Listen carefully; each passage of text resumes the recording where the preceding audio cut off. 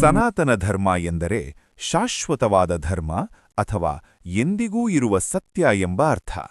ಇದು ಸಾವಿರಾರು ವರ್ಷಗಳ ಹಿಂದಿನಿಂದಲೇ ಭಾರತದಲ್ಲಿ ನಡೆದು ಬಂದಿರುವ ಅತ್ಯಂತ ಪ್ರಾಚೀನ ಧರ್ಮವಾಗಿದೆ. ಸನಾತನ ಧರ್ಮಕ್ಕೆ ಒಬ್ಬ ಸ್ಥಾಪಕನಿಲ್ಲ.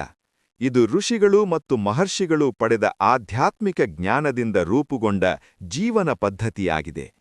ವೇದಗಳು, ಉಪನಿಷತ್ತುಗಳು, ಪುರಾಣಗಳು ಮತ್ತು ಭಗವದ್ಗೀತೆ ಸನಾತನ ಧರ್ಮದ ಪ್ರಮುಖ ಗ್ರಂಥಗಳಾಗಿವೆ. ಈ ಧರ್ಮವು ಮಾನವನಿಗೆ ಧರ್ಮ ಅಂದರೆ ಕರ್ತವ್ಯ, ಕರ್ಮ ಅಂದರೆ ಕಾರ್ಯ ಮತ್ತು ಮೋಕ್ಷ ಅಂದರೆ ಆತ್ಮಮುಕ್ತಿ ಎಂಬ ಮಹತ್ವದ ತತ್ವಗಳನ್ನು ಕಲಿಸುತ್ತದೆ.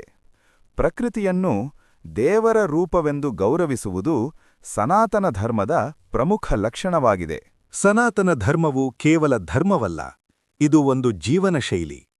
ಪ್ರೀತಿ, ಸಹನೆ, ಸತ್ಯ ಮತ್ತು ಧರ್ಮವನ್ನು ಪಾಲಿಸುವುದೇ ಇದರ ಮುಖ್ಯ ಸಂದೇಶ.